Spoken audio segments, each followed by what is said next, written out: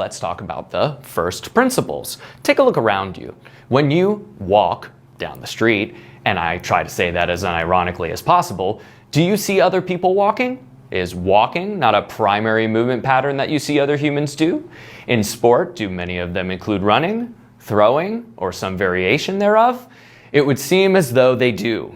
So, without citing any paper studies and just using our powers of observation, it would seem that although humans do move in a multitude of ways, walking and running are certainly in a top spot of the hierarchy in terms of what humans actually do most of the time. Now, what you don't see very often outside of the gym is humans bilaterally squatting.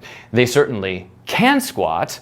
They should be able to squat. Squatting shouldn't hurt, but I would argue, strictly based on observing people in real time, that squatting is not in the top spot of fundamental function.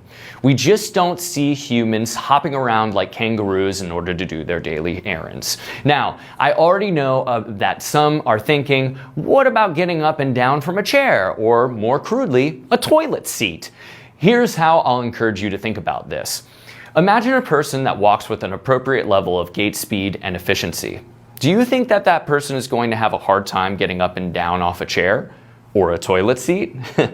The answer is no.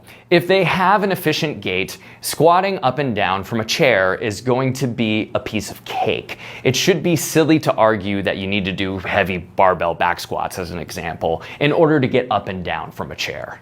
Because when you train in respect to biology, movement patterns that aren't as high on the hierarchy of prioritization get better.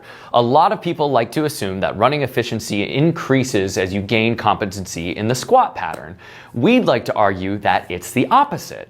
As you gain efficiency in gait, you gain efficiency in the less fundamental squat. More on that later. First, I'd like to go a little deeper into why we're making this video. You see, we don't think squats are bad, really, even if they just aren't as fundamental as people think they are. What we think is bad is prioritizing the squat over gait. It's a key difference of premise there. In life, some things are just more important than others, and when you prioritize things that are less important in substitution of things that are more important, you pay for it, and in ways that can be pretty damaging. So